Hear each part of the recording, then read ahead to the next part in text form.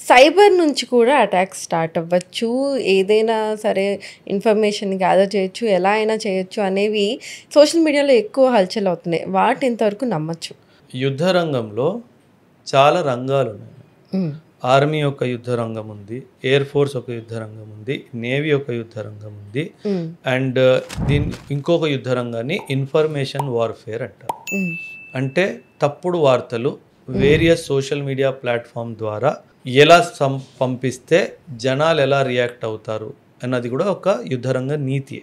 దాన్ని information warfare అంటారు.